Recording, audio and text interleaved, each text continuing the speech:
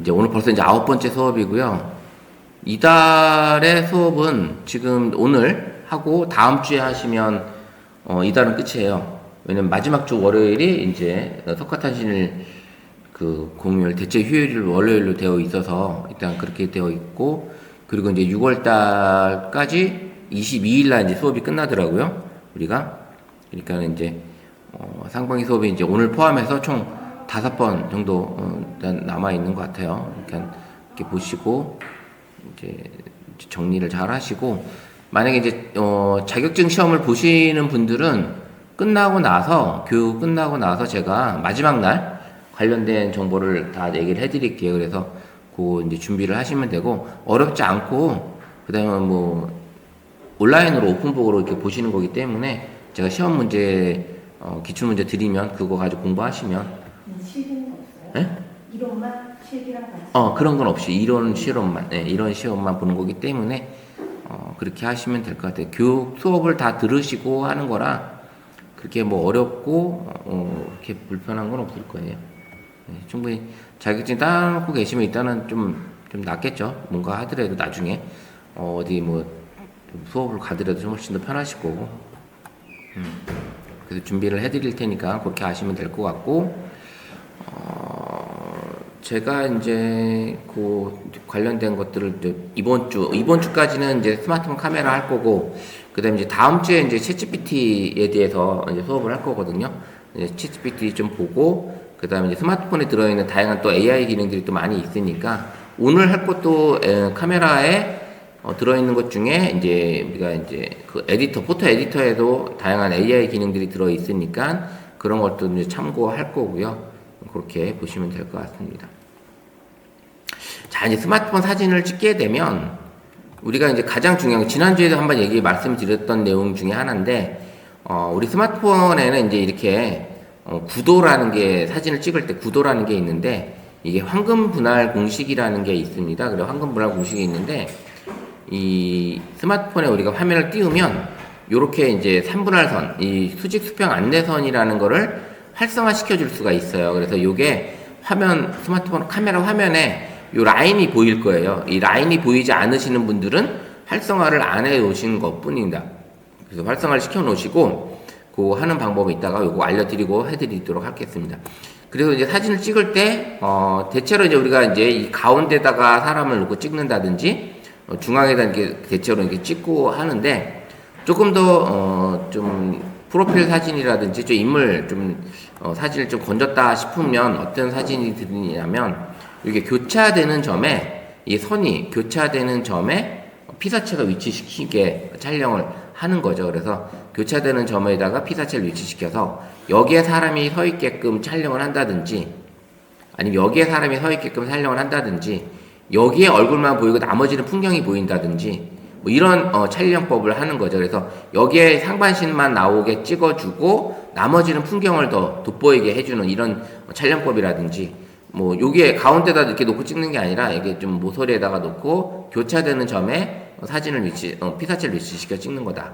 그다음 이제 서 있는 이 사진을 찍을 때는 가능하면 서 있던 상반신을 찍을 때 머리가 여기에 좀 위치시켜주고, 그 다음에 그 피사체, 인물이 바라보는 피사체가 방향의 시선에 따라서 이 바라보는 시선이 이쪽이라면 이쪽이 비어져 있는 이런 구도로 사진을 찍는 게 정석인 것이죠. 그래서 이 3분할 선을 이제 카메라를 우리 열어보면, 카메라를 오픈해보면 이렇게 해서 지금 우리가 이제 카메라를 열면 이제 선생님들이 이제 카메라 이 라인이 보일 거예요. 요 라인, 그죠? 요 라인이 보일 건데, 이 라인이 이제 3분할 선을 이제 수직 수평 안내선을 세팅을 해 놓은 거예요. 수직 수평 안내선을 세팅을 해 놓은 거고, 예전에는 이제 이 수평계가 없었어요. 스마트폰에. 이 갤럭시는 없었거든요. 이 수평계가 없었는데, 요걸 보시면 요 이제 기울어지는 게 이제 보입니다. 이 피사체를 했을 때 수직 수평 안내선에 이 수평계가 생겨져 있어요. 요건 어디서 이제 우리가 찾느냐면, 요 점 4개를 누르면 갤럭시 폰일 경우에 아이폰 말고, 자 이렇게 해서, 그리고 아이폰 같은 경우는 설정이 카메라 안에 있는 게 아니라 안에 있는 게 아니라 그냥 전체 설정에 들어가 있어요. 카메라가. 전체 설정에 들어가 있으니까 그거 찾으시면 되고, 그래서 설정을 찾으시면, 누르시면 여기 중간에 쭉 내려다 보면, 여기. 촬영 가이드. 지금은 촬영 가이드 아니면 격자선, 수직 수평계, 뭐 이런 게 있을 거예요. 요거를 이제 활성화 시켜주면, 여기 화면에 보이는 것이 이렇게 라인이 보입니다. 이 라인이. 요거를 이제 활성화 시켜주시면 되는 거예요. 요걸 활성화 시켜주시고, 뭐 필요한 것들은 뭐 대상 수적 AF라든지, 그다음에 위치 태그라든지 이런 것들을 이제 활성화. 파랗게 되어 있는 게 내가 이 기능을 쓰겠다라는 얘기입니다. 그래서 이런 기능을 쓰게끔 열어주시면 좋겠고요. 그래서 카메라를 이제 하시게 되면 이런 기능이 들어있다. 그래서 이 수직 수평 안내선에 기초해서 이 교차되는 점에 피사체를 위치시켜서 촬영하는 방법을 구도의 정석으로 이제 찾아주시면 된다. 그래서 그리고 이제 또 하나 이제 풍경을 찍을 때도 우리가 이제 대체로 이 가운데 선에 이제 수평선이나 이런 걸 맞춰서 찍기도 하는데 위아래 1대1로 찍는 경우가 있는데 그런 경우도 1대1로 필요할 경우가 있지만 나는 하늘을 더 강조하고 싶어 그러면은 여기 위에 6칸을 다 하늘로 찍고 나머지 아래 3칸이 바다가 되는 이런 어떤 2대1 비율 아니면 1대2 비율로 해가지고 풍경을 나눠서 찍는 이런 경우가 이 수평선이 있을 때, 이 수직수평 안내선이 있을 때 그걸 찍기가 가장 용이하게 됩니다. 그래서 풍경 사진 찍으실 때도 사진만 봐도 이 사람이 뭘 표현했고 있구나라는 거가 요 이제 비율에 따라서 하늘을 많이 표현했나, 바다를 많이 표현했나, 아니면 하늘을 많이 표현했나, 산을 많이 표현했나 이런 것처럼 이런 것들을 나타내는 거죠. 만약에 이제 산을 찍었는데 하늘을 한 칸만 쓰고 나머지 산을 더 2칸을 썼다면 이 작가는 이 사진사는 산을 더 표현을 더 하고 싶어 했구나라는 걸 볼 수가 있습니다. 이렇게 사진에 대한 그 다음에 인물 사진 같은 거 찍으실 때도 우리가 대체로 사진 모드에서 촬영을 하긴 하지만 인물 사진 모드를 활용해서 촬영을 할 경우에는 뒷배경이 뽀사시하게 날아가기 때문에 훨씬 더 인물이 살아나는 그런 역할을 해줍니다. 그래서 일반적인 사진 촬영을 할 때 일반적인 풍경 사진을 찍을 때는 사진 모드를 찍겠지만 인물 위주의 어떤 피사체를 촬영한다 싶으면 인물 사진 모드로 촬영을 하시는 게 가장 피사체가 돋보이게 찍을 수 있는 이런 기능을 가지고 있습니다. 그래서 인물 사진 모드로 찍게 되면 거리가 일정하게 맞아졌으면 상단에 준비되었어요 라는 메시지가 뜬다고 했죠. 요게 가능하다라는 거죠. 이게 있고 그 다음에 이제 일반 우리 아이폰에서는 이제 시네마틱 기능이라든지 아니면 인물 사진 모드가 아이폰에도 있거든요. 그래서 인물 사진 모드로 촬영하게 되면 일반 사진 모드보다는 인물 사진 모드가 훨씬 더 디테일하게 돋보이게 촬영할 수 있다라는 걸 볼 수 있습니다. 대체로 인물 사진 모드로 찍게 되면 화사하게 인물이 더 살아납니다. 그 살아나는 게 느껴지기 때문에 나가서 바깥 풍경에서 인물을 찍어줘야 된다라고 했을 때는 일반 사진 모드보다는 인물 사진 모드로 가서 찍어주고 요 구도 교차되는 점에 피사체를 위치시켜서 찍어주는 게 그 다음에 이제 여기를 교차되는 점에 피사체를 세웠는데 이분이 이쪽을 바라보고 있는데 여기가 비어 있는 것보다는 바라보는 시선 쪽을 비워주는 이런 역할을 배부를 해주면 훨씬 더 안정감 있는 사진을 얻을 수가 있습니다. 바라보는 시선 쪽을 비워주는 이런 기능을 쓰면 훨씬 더 이렇게 분할해서 여기에 사람이 서 있고 여기에 바라보는 시선이 이쪽이라면 이쪽 넓은 이쪽을 빈 공간으로 잡아주는. 근데 이제 이거는 이제 기본적인 정석이고요. 기본 정석인데 가끔 이제 TV 예능 프로에서 카메라 촬영 구도를 가끔마다 보면 인터뷰할 때 이렇게 보면 분명히 이쪽을 바라보고 있는데 카메라가 바라보고 있는 쪽에 시선을 더 많이 두질 않고 이 뒤쪽을 시선을 두게끔 하는 이런 경향도 가끔 있습니다. 그럼 파격적으로 그렇게 했을 때 더 돋보이게 하려고 일본 시선을 끌기 위한 어떤 그런 방법으로 하기도 합니다. 왜냐 방송은 그 시청률도 생각을 해야 되는 거기 때문에 기존의 구도가 아닌 좀 상상외의 구도로 촬영을 하는 경우가 종종 있어요. 그래서 그렇게 생각을 하시면 될 것 같고요. 그 다음에 2명, 3명 서 있을 때는 2명이 여기 끝에 가운데가 세 번째 서 있게끔 이렇게 구도를 잡아주는 것도 안정감 있게 촬영을 해주는 거고요. 그 다음에 이제 촬영할 때 세 사람을 찍었는데 서 있는 사람을 찍을 때 손목이나 발목이 잘리지 않게끔 촬영을 하시는 것도 상당히 중요합니다. 왜냐면 무릎 정도, 정강이나 무릎 정도에서 잘리는 건 어느 정도 좀 사진이 그렇게 이상하게 보이진 않는데, 사진을 딱 찍었는데 발목이 없어. 발목부터 없어, 발이. 그러면은 사진이 되게 좀 이상하게 보일 경우가 많아요. 그럴 때는 아예 무릎에서 트리밍을 새로 해서 다시 새로 저장을 하든지 촬영할 때 이제 그런 것들을 좀 확인을 해보시면 좋을 것 같아요. 그 다음에 이제 좀 길게 보이게끔 찍으실 때, 인물 사진이든 사진 모드에서 찍을 때는 촬영자가 피사체보다 낮은 구도에서 촬영을 해준다든지 이런 것들이 좀 필요하고요. 그 다음에 이제 카메라를 우리가 기본적으로 똑같이 똑바로 이렇게 들고서 찍는데, 요게 이제 거꾸로 듣는 게 차이가 많이 나요. 기본적으로 거꾸로 드는 차이가 인물이 더 길어 보이는 느낌이 나고요. 그 다음에 이렇게 앉아서 촬영하는 사람이 좀 불편하더라도 좀 피사체가 좀 다리가 길어 보인다든지 키가 크게 보이게 하려고 그러면 촬영하시는 분들이 조금 쭈그려 앉아서 촬영해 보시고, 그 다음에 카메라도 거꾸로 한번 들어보시는 이런 촬영을 했을 때 피사체가 다리가 길어 보이고 키가 커 보이는 그런 느낌이 이제 나옵니다. 그래서 그렇게 촬영하는 방법도 중요하고요. 그 다음에 앉아있는 피사체를 찍을 때, 다리가 길게 보이게끔 해주고 싶을 때는 주문을 걸어야 돼요. 그 사람 보고도 피사체한테, 인물한테도, 모델한테도 다리를 모아서 앞으로 살짝 뻗으라는 이런 주문을 걸었을 때, 그러면 촬영자가 바닥에 주저앉아서 이제 그 피사체를 찍을 때 다리가 길게 보입니다. 그리고 정면을 그냥 찍어도 그냥 우리가 앉아있는 상태에서 찍는 것보다 다리가 길어 보여요. 이렇게 똑바로 이렇게 앉아있는 사진이 아니라 다리를 살짝 앞으로 내밀게 되면 길어 보이게 됩니다. 그렇게 이제 찍어주시고, 서 있을 때 이 손처리가 되게 힘들잖아요. 선생님들이 이제 모델을 찍어준다, 우리 가족을 찍어주더라도 좀 이쁘게 찍어주고 싶은데 가만히 서 있는 사진을 찍어야 되는데 손처리가 되게 힘들어요.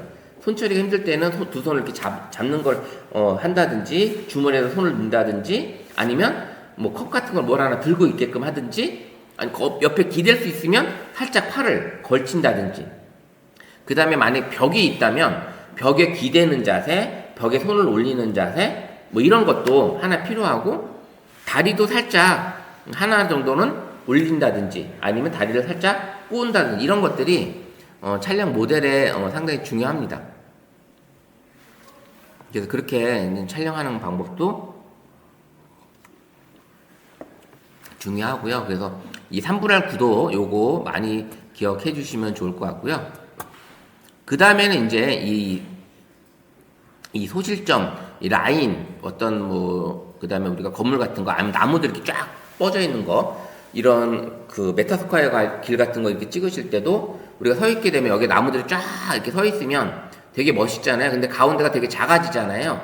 그게 이제 우리가 피사체 카메라에 제일 가운데가 오게끔 이렇게 찍어주시면 그 시선이 가운데로 몰리게끔 이런 라인에 대한 어떤 정점, 그 다음에 있는 직선 라인도 있지만 S자형도 마찬가지. S자형도 어떤 시선이 모이는 곳으로 빠져나갈 수 있게끔 그렇게 잡아주는 거. 그 다음에 이런 대각선 구도도 상당히 중요하고요. 삼각형 구도도 중요합니다. 삼각형. 사람이 이렇게 앉아있을 때는 보통 구도가 삼각형 구도가 나옵니다. 삼각형 구도. 그래서 그렇게 했을 때, 가운데 가부좌를 하고 앉아있는데 한쪽 구팅이로 모은다든지 이렇게 할 때는 사진이 안정감이 좀 오히려 덜해요. 그럴 때는. 근데 그 사람을 센터에다 놨을 때는 이 삼각형 구도라는 게 나와서 안정감 있는 그런 구도가 생기게 되죠. 그래서 이런 시선을 이끄는 이런 라인에 대한 선, 그다음 건물들, 많은 빽빽한 도시의 건물들이 쫙 서 있을 때 보면 도로 한가운데 이렇게 서게끔 찍게 되면 이게 모이는 시선이 한 군데에 모이게끔 되거든요. 이제 그런 것들이 이런 시선의 대각선이나 사선, 이 라인에 대한 중요성을 보이게 되는 거죠. 그래서 이런 기능들이 있는 게, 제가 이제 지난번에 이제 그 묵호항의 어달진항에서 언덕에서 내려서 이렇게 찍는 사진이 있었다고 그랬잖아요.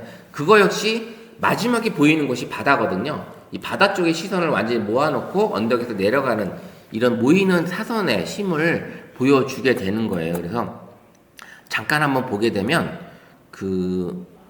무코항에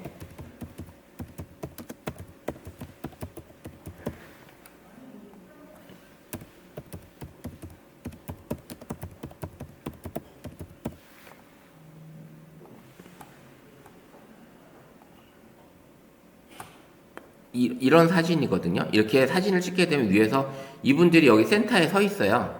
센터에 서 있으면서 이제 센터에 서 있으면 찍게 되는 거죠. 이 사람은 이제 사람들 피해서 가운데 올라오는 거 있잖아.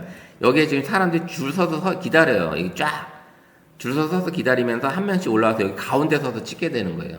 가운데 서서 찍게 되면서 바다도 보이고 이 라인 언덕에서 내려다 보이는 이런 것들 보이고, 그래서 이게 지금 보면 이 센터 라인이 딱 가운데 보통 잡히고 이 언덕에서 내려다 보이고 바다가 보이고 이렇게 찍는 이 라인이 되게 색감을, 이럴 때는 아이폰의 색감이 되게 이쁘더라고요. 아이폰에서. 그래서 갤럭시폰 같은 데 필터를 좀 쓰면 훨씬 더 사진이 이쁘게 나오는 그런 사진이 보이지 않을까라는 걸 보이고요.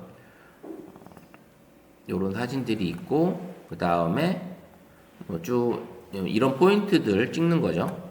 이 어달진항에서 이렇게 이렇게 나오는 사진들이 이게 해질 때 찍어줄 때도 되게 이 불그스레 해 뜰 때 찍은 거. 이거는 여기는 동해니까 이 빨간 게 보이는 시간이 이제 해 뜰 때겠죠. 아침에 새벽에 찍은 사진입니다. 이거는. 그 다음에 이렇게 바다를 뒷모습으로 찍는 사진들. 예.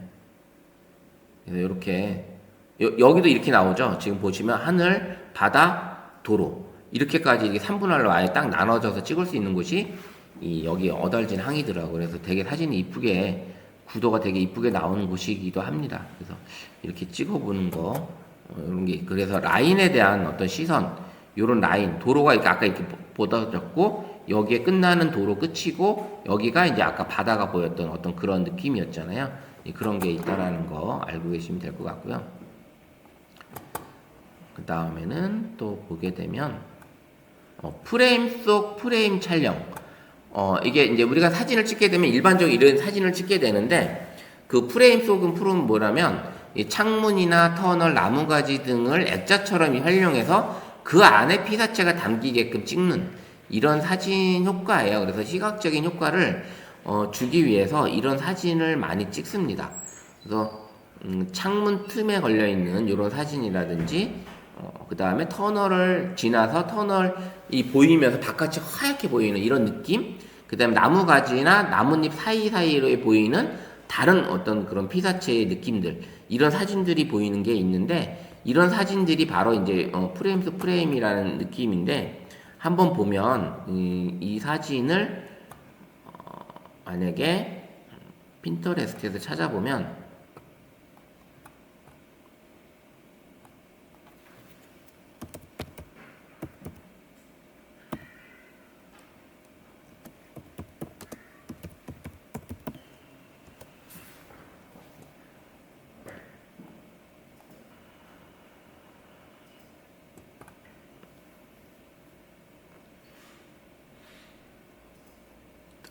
요런 창문 틈에서 보이게끔 하는 거라든지, 그 다음에 이제 우리가 여기는 또 많이 안 나오네요, 사진이. 요런 창문, 요런 틈에서 여기에 비치는 느낌들, 이런 거거든요. 그래서 이런 사진들을 찍을 때 그런 느낌의 요런 느낌, 프레임 속 프레임, 그 다음에 창문에 기대 서 있을 때의 느낌, 요렇게 서 있는 거, 그런 사진들이 이제 프레임 속 프레임 사진이라고 보실 수 있고요. 이런 사진들이 이제 보일 수가 있습니다. 이런 사진들.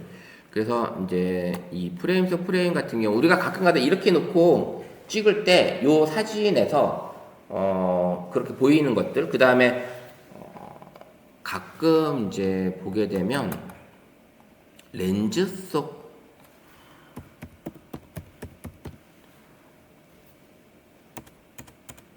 렌즈 촬영가요? 이 렌즈를 이런 촬영 있죠? 여기 보시면 렌즈 속에 비친 이런 모습들, 요런 거. 요게 어떻게 보면 프레임 속 프레임이라고 보시면 되거든요.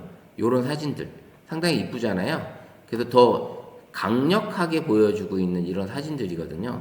이 동그라미 어떤 액자를 이용한다든지 이런 프레임을 이용한다든지 이런 원형 액자를 이용해서 찍어보는 사진들이라든지 이런 것들이 가능하고요. 그 다음에 액자 프레임 사진 같은 경우 봤을 때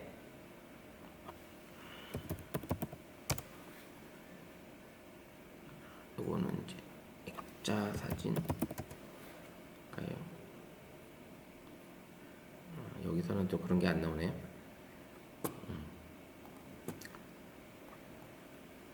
자, 그래서 이제 그런 프레임 속의 프레임 사진도 상당히 재밌게 찍어주는 이런 사진이 나옵니다. 창문에 끼어 있는 사진. 만약에 이제 여기서 우리가 사진을 찍게 되면 이 프레임이 나오면서 우리가 이제 바깥에만 그냥 찍는 게 아니라 사진을 찍으실 때 이제 어떻게 하냐면 우리가 이제 일반적으로 이제 바깥에 사진을 찍을 때 만약에 찍는다 그러면 이렇게 찍는 게 아니라 우리가 바깥에 풍경을 그냥 찍어버리잖아요.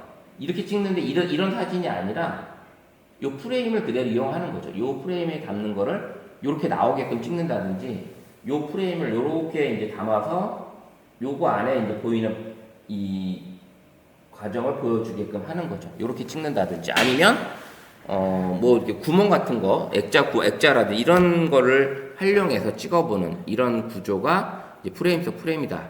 그래서 요런 사진도 이제 많이 찍어보면 요런 것들은 좀 독특한 나만의 좀 색다른 사진을 나오게끔 나오고요. 이렇게 여기 써 있는 것처럼 피사체가 더 강렬하게 부각되고 평면적인 사진에 깊은 공감감을 불어 넣어주는 사진이 이제 이런 사진이다라고 볼 수 있습니다.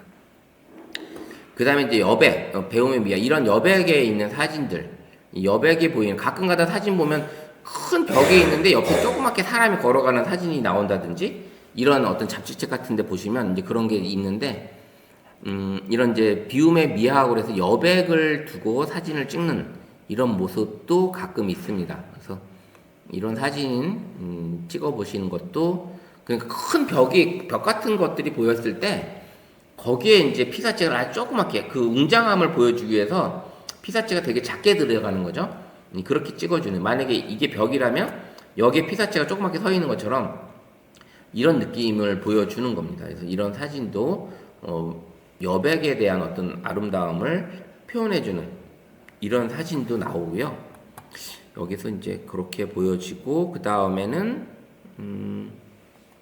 우리가 이제 그 앵글 사진을 찍는 어떤 그런 앵글 있잖아요. 앵글 그 각도, 높이 우리가 평상시에 많이 찍는 게 아이 레벨이에요. 이 똑같은 눈높이 일반적인 눈높이에서 찍는 사진이 아이 레벨이라고 볼 수 있고요. 근데 이 아이 레벨에서 벗어나는 순간 사진은 좀 더 멋있는 예술이 된다라고 하는 거예요. 그래서 피사체를 바라보는 각도를 바꿔보고 완전히 낯설고 새로운 매력을 발견할 수 있는 그런 시선의 높이를 바꿔보는 거죠. 그래서 이 앵글이 여러 가지 이제 기본적인 앵글이 있습니다. 기본적인 앵글이 그 이제 로우 앵글 밑에서부터 찍는 로우 앵글이 있어요. 그래서 사진을 찍을 때 이제 로우 앵글로 찍게 되면 다리가 길어 보인다 그랬죠. 밑에서 찍으니까 이게 사진 촬영하는 사람이 밑에 주저앉아서 그 위에 올려다보듯이 이렇게 찍어보는 이런 사진이 되고 아니면 이런 건물 같은 거를 찍기 위해서 밑에서부터 위로 보이게끔 표현한다면 되게 웅장한 표현이 되고 인물은 다리가 길고 비율이 좋게 찍을 수 있는 이런 기능이 바로 로우 앵글이에요. 그래서 평상시는 똑같은 높이에서 사진을 찍지만 그 똑같은 높이가 아닌 촬영하는 사람이 주저앉아서 쭈그리고 앉아서 찍는다든지 어떤 주저앉아서 낮게 찍어주는 사진이 로우 앵글이고요.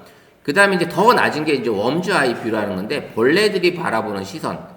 그러니까 완전히 바닥에서 찍는 사진 있잖아요. 높이가 이런 사진들이 이제 극단적인 높이에서 위로 보고 찍게 될 경우에는 아주 독특하고 낯선 시각을 제공하는 사진이 나옵니다. 이 웜즈 아이 뷰나 로우 앵글로 봤을 때는 이런 사진이 우리가 이제 어렸을 때 우리가 애기였을 때 부모님이 되게 컸었잖아요. 크게 보였잖아요. 그런 것처럼 그 로우 앵글에서 웜즈 아이 뷰가 이제 그렇게 보인다고 보시면 돼요. 그래서 이런 사진이 이제 촬영하실 때 다리를 좀 길게 좀 찍어줘 하면 로우 앵글로 찍으시면 되는 거예요. 같은 높이가 아닌 주저앉아서 좀 더 카메라를 낮추고 그 다음에 카메라를 한 바퀴 거꾸로 돌려서 찍어주는 이런 사진들이 로우 앵글이고 웜즈 아이 뷰다. 그러면 요런 사진을 보게 되면 한번 로우 앵글 한번 찾아볼게요. 로우 앵글로 한번 보게 되면 이런 사진이 로우 앵글이 되겠죠. 이거 같은 경우는 완전히 이제 뭐 웜즈 아이 뷰라고 볼 수도 있고요.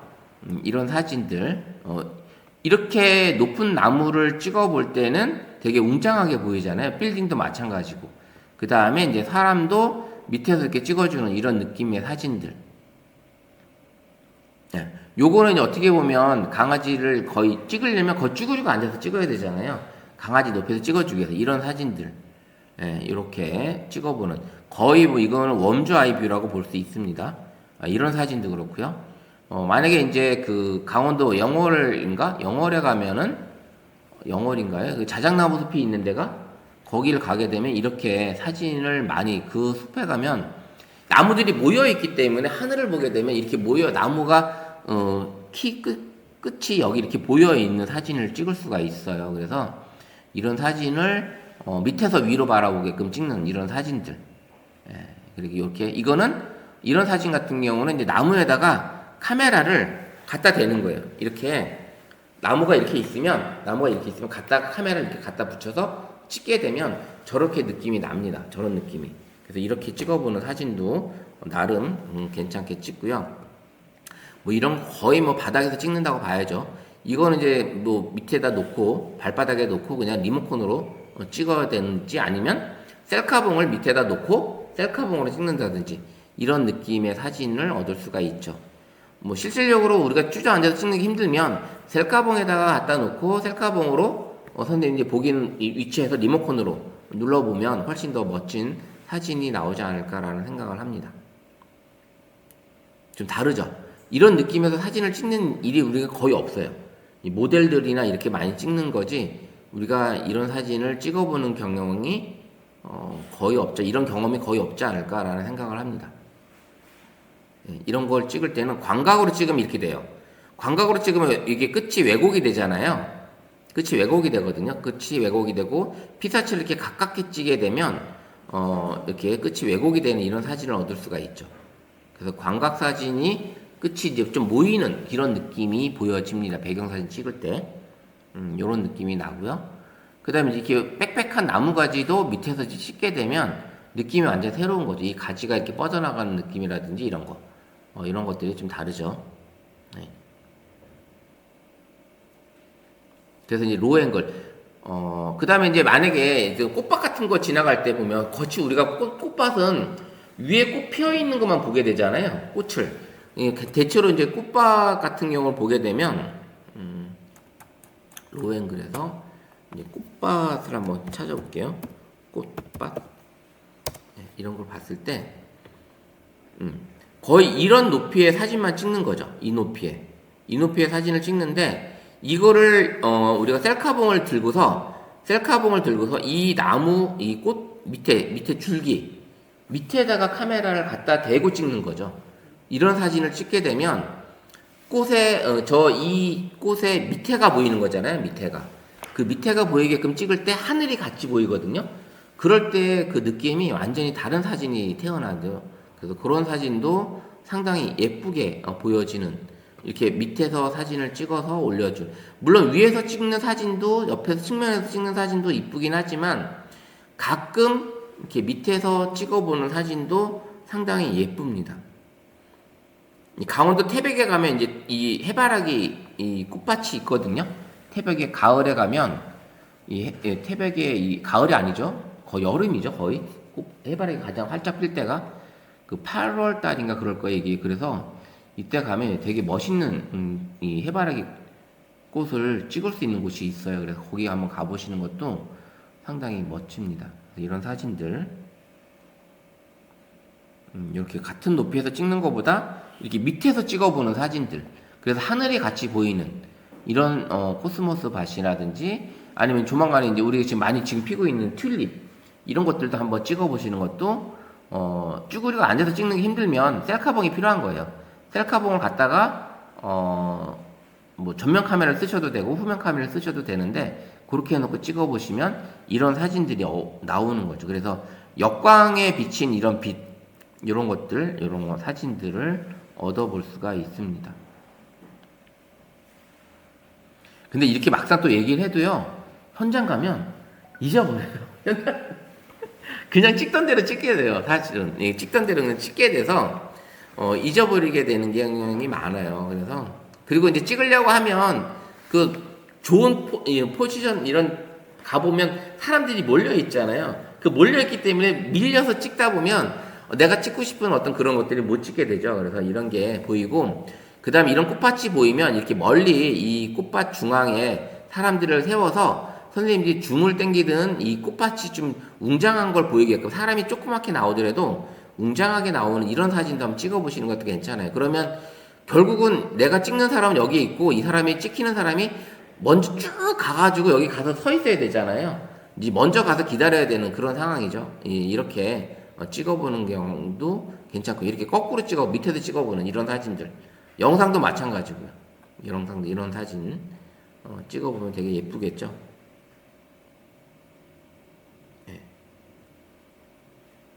오늘 제가 이제 오전반이 이제 서울본공원에서 야외 수업을 했는데 한 2주만 좀 일찍 갔으면 그 연산홍이나 이게 이런 철쭉들이 많이 폈을 텐데 지금 갔더니 꽃은 거의 다 졌고요. 뭐 그냥 풍경만 좀 이제 사람들이 이제 찍고 오셨는데 이런 것들이 이제 담겨져 있다라는 걸 볼 수 있습니다. 그래서 이 로우 앵글, 웜즈 아이뷰 이 두 가지 앵글이 있고요. 또 하나는 이제 하이 앵글하고 버즈 아이뷰 두 가지가 있어요. 반대죠. 이제 하이 앵글, 로우 앵글의 반대는 하이 앵글. 그 다음에 웜즈 아이뷰의 반대는 버즈 아이뷰. 이 버즈 아이뷰는 이제 새가 바라보는, 완전 이제 90도 각도이죠. 새가 바라보는 시선. 이런 각도의 이제 사진이 찍히는 거. 그 다음에 하이 앵글 같은 경우는 위에서 내려다보는 시선이니까 인물이 작아지겠죠. 인물이 작아지고 귀엽게 표현하는 이런 사진이 나오죠. 그래서 이제 그 가장 많이 나오는 사진 중에 의사들이 팔짱 끼고 위로 바라보고 있는 그런 그 광고 사진 많이 보잖아요. 그 위에서 의사들이 약간 딱딱하고 좀 무서울 것 같으니까 이렇게 좀 아담하게 보이게끔 귀엽게 표정 지어서 위에서 내려 찍는 이런 하이앵글 사진을 많이 찍습니다. 이렇게 찍는 사진들이 광고 사진이 많이 접목이 되고 있고, 그 다음에 이제 여러 가지 또 버즈 아이 뷰 해가지고 이제 친구들끼리 놀러 갔을 때 신발만 다 모아가지고 별을 만든다든지 어떤 그런 느낌을 만들어서 위에서 내려다 찍는 이런 사진도 있고요. 그 다음에 아까 이제 웜즈 아이 뷰나 이런 것들이 그 해변가에 해변 모래사장을 파서 그걸 하트 같은 모양을 만들어 놓고 거기에 카메라를 넣어놓은 상태로 찍게 되면 그 하트 모양이 그대로 보이는 이런 사진도 찍을 수가 있는데, 그것도 막상 가서 해보려고 하면 잊어버려요. 그 바닷가 모래사장 파서 하려고 하니까 그게 잊어버리고, 그 다음에 그런 데서 아까 이제 그 프레임 같은 거, 조그만 액자 같은 거, 이렇게 프레임만 있는 액자만 가져가서 그 모래사장에 꽂아놓은 상태에서 카메라를 그 틈새로 그 피사체가 보이게끔 찍는다든지, 그 일몰이나 일출 찍는 그 모습에 태양이 그 액자 프레임 안에 들어오게끔 찍는 거, 이런 것들이 좀 있습니다. 자, 한번 하이앵글과 버즈 아이 뷰는 또 어떤 사진이 나오는지 한번 보면, 자 볼게요. 여기서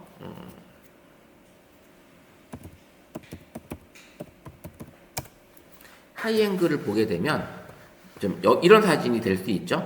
이런 사진, 하이앵글 완전 위에서 보잖아요. 이렇게 이런 사진도 찍는 거. 그 다음에 이제 건물 높이 완전히 이런 거는 이제 드론에서 찍는 거지만, 이런 아이의 모습을 이렇게 귀엽게 위에서 내려다본다든지 이런 사진들. 하이앵글이 좀 다르죠. 근데 웜즈 아이뷰 아니 버즈 아이뷰 같은 경우도 이런 사진이 되는 거고, 이게 이제 버즈 아이뷰가 되겠죠. 이런 사진들이 위에서 완전 수직으로 내려다 찍는 이런 사진들이 버즈 아이뷰 사진이 나올 수가 있는 거예요. 이런 사진들. 그래서 뭔가 좀 다르게 좀 보이게끔 하는 이런 사진들이 버즈 아이뷰입니다. 버즈 아이뷰, 하이앵글과 버즈 아이뷰. 좀 뭔가 좀 얼굴이 커지고 몸이 작아지는 이런 느낌. 그 다음에 이런 머리만 보이는 이런 사진들.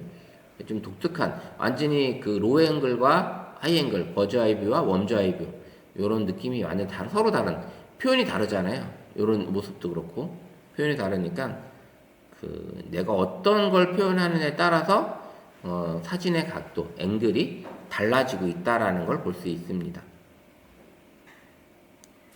요즘에는 AI로 이런 포즈 프롬프트 넣어서 해달라고 하면 그냥 AI로 나오잖아요. 지금 그 중국은 AI 드라마가 하루에도 수백 편씩 나온대요.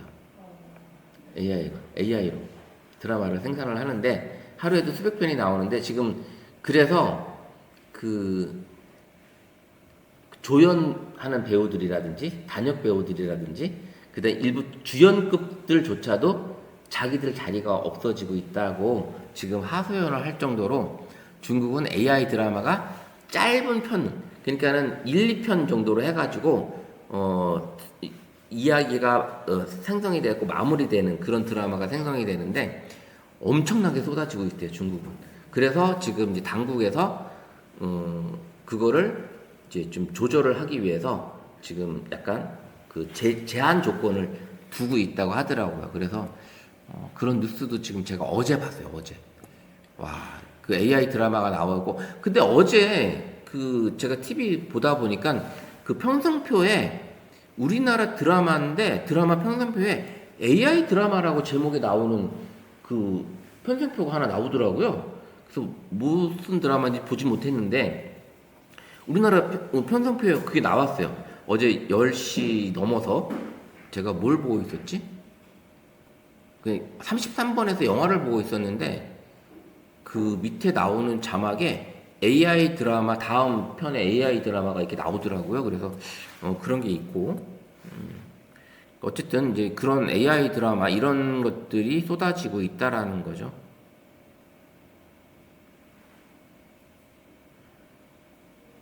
이런 거에 이제 로우 앵글, 하이 앵글로 선생님이 구분하시면 내가 뭘 강조하겠다라는 거를 이제 표현하시면 돼요. 이 각도, 앵글에 따라서.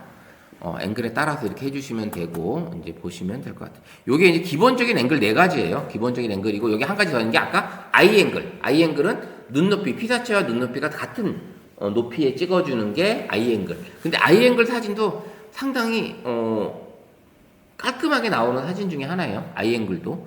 그렇게 보시면 될 것 같습니다. 그 다음에 이제 역광에 대한 이야기. 그래서 역광을 잘 활용하면 이 머릿결의 어떤 살림 디테일이라든지, 그 다음에 어떤 후광 효과라든지, 그 다음에 이제 그 동굴 같은데 이런 데서 보면 실루엣 효과라든지 이런 것들을 찍어줄 수 있는 게 바로 역광이거든요. 그래서 이 실루엣 사진을 찍는다든지, 그 다음에 할레이션이라 해서 인물의 머리카락의 윤곽이 금빛처럼 빛나는 이런 느낌의 사진을 얻을 수 있는 게 역광 사진입니다. 그래서 역광도 이제 피사체의 얼굴이 좀 어둡게 나오는 것 뿐이긴 하지만 역광의 각도도 완전 직역광이 아닌 약간 사광으로 찍으시면 사역광으로 이렇게 찍게 되면 훨씬 더 이쁜 사진이 얻을 수가 있어요. 그래서 내가 사람이 바라보지만 정면으로 태양을 보는 게 아니라 정면이 아닌 살짝 측면에서 보이는 역광으로 찍게 되면 조금 더 이런 실루엣이나 할레이션 효과를 얻을 수가 있다. 더 많이. 그래서 이런 사진이 있는데 역광 사진도 찾아보면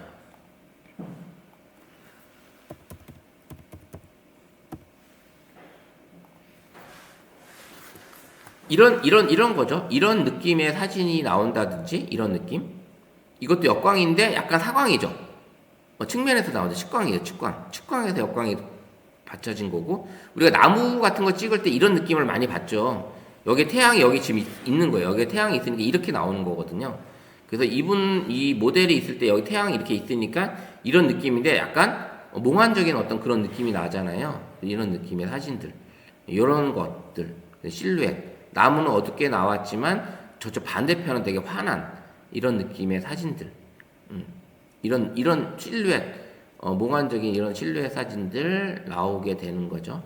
되게 멋있는 사진이 얻을 수가 있어요. 그래서 역광 사진도 두렵게 생각하지 말고 촬영해보는 것도 좋죠. 그래서 이런 게 했는데, 근데 스마트폰이 밖에 나가면 이게 너무 밝을 때는 잘 안 보이잖아요. 그래서 잘 안 보이기 때문에 역광으로 찍히고 있는지 뭔지 잘 안 보일 때도 없잖아 있지만, 그래도 이런 역광 사진도 상당히 멋있는 사진을 얻을 수가 있다. 이런 사진들, 우리가 실내에서 찍을 때도 조명을 비추게 되면 이런 느낌이 나오잖아요. 그래서 실루엣 사진을 찍어보는 거, 동굴 사진 같은 것도 많고요. 태안 쪽에 가보니까 그 태안의 그 부식된 해수욕장 주변에 이렇게 높은 큰 바위들이 많이 있는데, 그 바위 중간중간에 이렇게 동굴처럼 뚫려 있는 곳이 많이 있더라고요. 태안에. 그 태안 특히 이제 유명하게 뜬 데가 파도리 해수욕장에 있는 그 동굴이 있었어요. 그 제가 이제 그 6시 내 고향인가 그걸 어떻게 우연찮게 봤다가 그 사진 한 장으로 찾아가는 이제 그게 있었는데, 그래서 이제 그거를 봤더니 이제 그 실루엣 사진을 찍었는데 동굴에 구멍이 보이고 바다도 보이고 그 이제 사진을 찍는데, 그 태안에 있는 파도리 해수욕장의 그 동굴 사진이더라고요. 그래서 그런 역광 실루엣 사진도 되게 멋지게 나오더라고요. 저도 파도리 해수욕장 가본 지 오래됐는데, 파도리 해수욕장에 그런 그 동굴이, 해수욕장 바닷가에 동굴이 있는 건 못 봤어요. 근데 이번에 거기서 보고서 이번에 이제 사람들이 주말에 많이 찾아가겠구나, 예, 싶더라고요. 이런 역광 사진들. 그 다음에 이렇게 찍는 거, 이제 사진을 찍는데 이런 빛이 들어오게끔 해서 그 모자나 이런 틈새로 빛이 들어와서 이제 이렇게 찍어주는 이런 사진들. 그 다음에 이런 윤술 같은 사진을 찍기 위해서는 태양이 있어야 되겠죠. 오늘 같이 태양이 없는 때는 그 다음에 바람도 좀 잔잔하게 좀 불어야 되고, 그래야지 이게 이 호수든 바다가든 이게 이게 올리는데, 이 설봉호수 같은 오늘 같은 바람도 없고 해도 없다 보니까 이 윤술을 찍을 수가 없었어요. 이제 설봉호수는. 그래서 이제 해가 좀 비추고 그다음에 바람이 불면서 이게 이제 물결이 좀 출렁이면 이런 윤술 사진을 찍을 수 있는 사진이다라는 걸 볼 수가 있습니다. 이렇게 역광 사진들, 이런 모드도 되게 찍기 어렵죠. 이런 사실은 찍기 어려운데 이런 사진들이 있다라는 거. 이런 역광. 이거는 이제 역광이 들어오면서 여기가 어두우니까 스마트폰을 밝게 한 거죠. 스마트폰을 밝게 해서 이렇게, 아니면 이거는 이제 밝게 하고 앞에 살짝 필터를 하나 뭔가를 준 거예요. 사진 찍을 때 카메라 렌즈 앞에 약간 뿌연 뭔가를 줬어요. 그렇게 주기도 하고요. 그 다음에 우리가 예전에 셀로판지라고 혹시 아세요? 셀로판지? 그 색깔 있잖아요. 그 색깔을 여기다 이렇게 넣어서 붙일 때 찍게 되면 느낌이 완전 다르거든요. 그런 걸로 한번 해보는 것도 괜찮고, 셀로판지가 아니면 그 색상 투명 플라스틱 같은 것도 있어요. 그런 것들을 렌즈 앞에다 대고 찍으시면 상당히 느낌이 새로운 그런 사진을 얻을 수가 있죠. 그래서 이렇게 역광 사진도 상당히 중요하다. 상당히 이쁜 사진이 나오죠.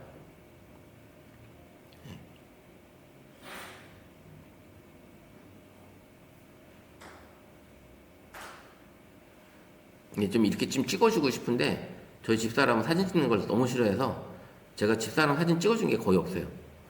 저는 제가 사진을 하고 있지만 집사람 사진이 제 스마트폰에 거의 없습니다. 사진을 안 찍히려고 그래가지고. 이렇게 모델들 볼 수가 있고요.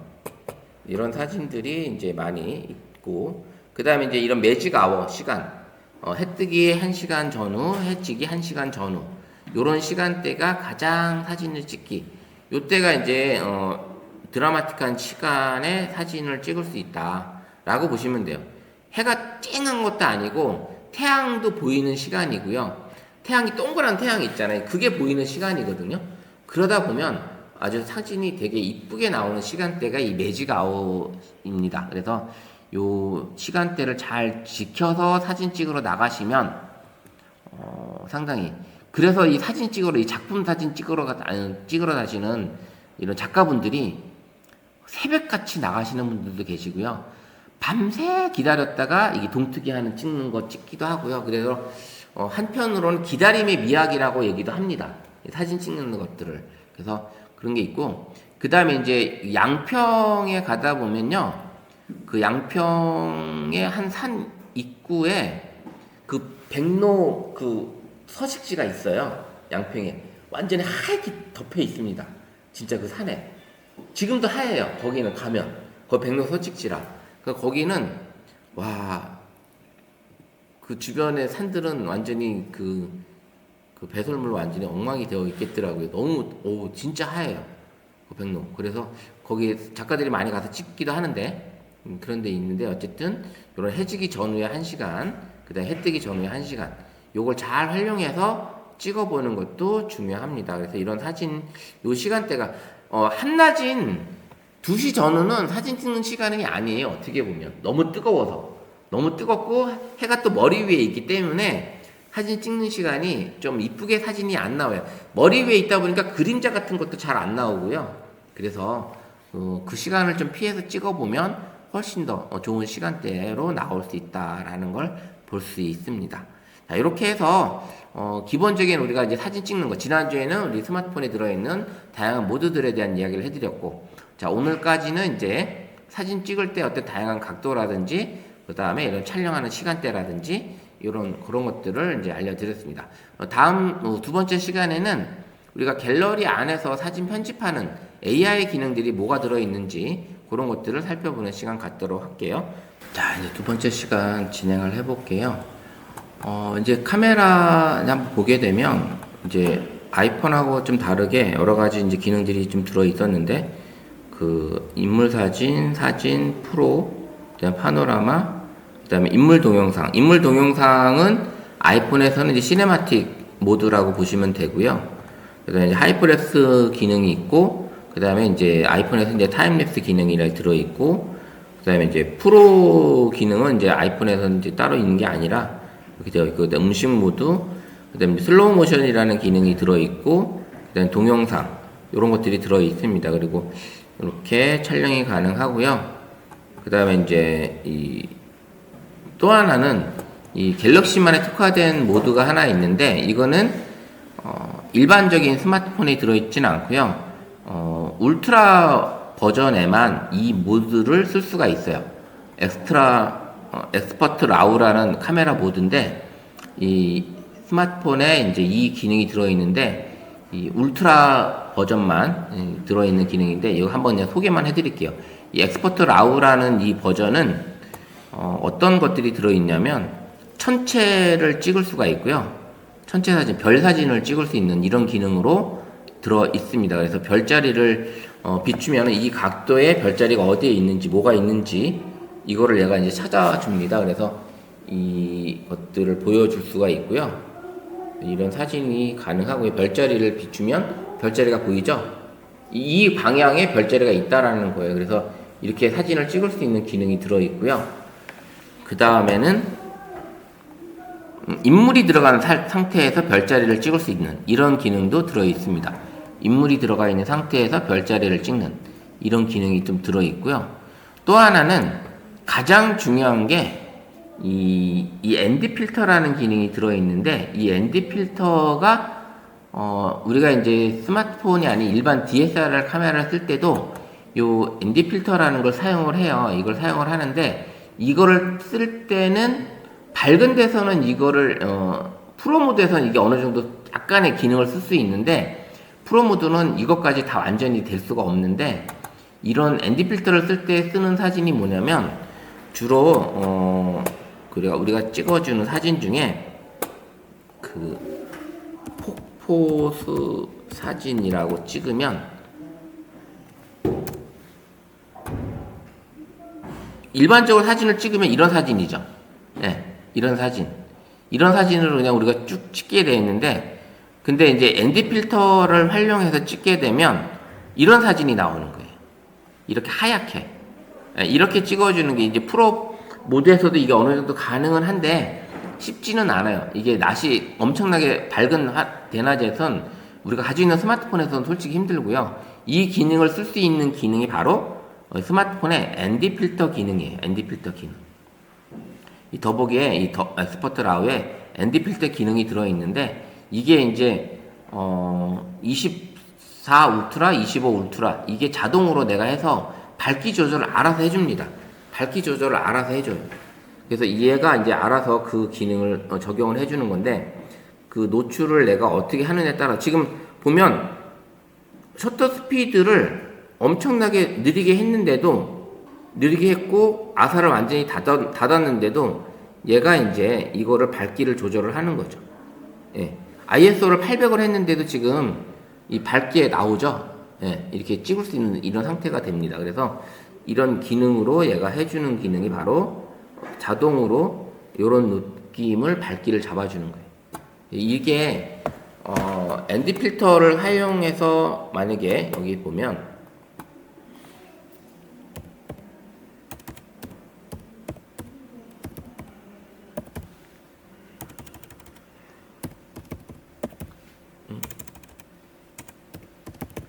이 키보드가 이런 사진이 되고 그 다음에 바다 사진을 찍어도 반짝임을 없앨 수가 있어요. 이 반짝임이 장노출 같은 이런 사진을 찍을 수 있는 게 ND 필터 사진, 이런 안개 사진 같은 게 있잖아요. 이런 사진을 찍을 수 있는 게 이제 ND 필터를 활용해서 사진을 찍습니다. 그래서 이게 이제 없으신 이제 울트라 버전은 이게 있지만 이거를 내가 찍고 싶다, 이런 사진을 찍고 싶다 그러면 스마트폰용 ND 필터가 있어요. 스마트폰용. 그러면 여기에 이제 스마트폰 여기 ND 필터 여기다가 장착을 해서 찍어보는 이런 기능이 들어 있습니다. 그래서 스마트폰용 ND 필터가 따로 있어서 그걸 가지고 적용해서 찍으면 이런 식으로 적용해서 ND 필터를 써서 쓰게 되는 거죠. 그러면 이제 이런 사진들을 얻을 수가 있고, 여기 보시면 이렇게 반사된 사진이 ND 필터를 씀으로 인해서 이렇게 반사가 좀 덜하게끔 이렇게 나오는 사진들, 이런 사진들을 건질 수가 있는 거예요. 빛 반사에 의해서 그 호수가 이런 데서 빛 반사 때문에 사진을 못 찍게 되는 경우에 그 빛 반사를 없애주는 기능도 들어 있고요. 그 다음에 그런 게 뭐 UV 필터라기도 하는데 그거와 같이 ND 필터로 이제 이런 것들을 잡아줍니다. 이런 것들이 이제 가능하다. 그런 기능이 들어있는 게 이제 스마트폰에 갤럭시 폰에만 특화된 이 기능입니다. 이 갤럭시 폰에만 특화된 엑스퍼트 라우라는 이 사진 모드가 따로 있어요. 사진 모드가. 그래서 이 엄청난 기능이 스마트폰 안에 지금 들어와 있다라고 보시면 됩니다. 이 AI 기능으로 해서 이렇게 다양한 것들을 찍어볼 수 있는 이런 기능들이 들어있는 게 바로 이 엑스퍼트 갤럭시만에 가지고 있는 엑스퍼트 라우라는 기능입니다. 자, 여기까지 이제 스마트폰 카메라 모드에 대한 것들을 말씀을 드렸고요. 뭐 지금 제 거에는 이제 없어졌는데 예전 폰 같은 경우에는 싱글 테이크라는 기능이 들어 있었어요. 싱글 테이크라는 기능이 들어 있었는데 이제 사용자가 많이 없다 보니까 아마 이번엔 없앴던 것 같더라고요. 없앤 것 같고, 그래서 이제 싱글 테이크라는 기능이 있었는데 그게 없어졌고, 그 다음에 이제 하이퍼랩스 기능으로는 동영상을 찍는 거지만 이제 동영상으로 다양한 것들을 찍어볼 수 있는 그런 기능들이 들어 있습니다. 하이퍼랩스가. 이 하이퍼랩스 기능으로 다양한 것들을 찍어볼 수 있는데, 우리가 일반적인 영상 중에 하이퍼랩스를 보게 되면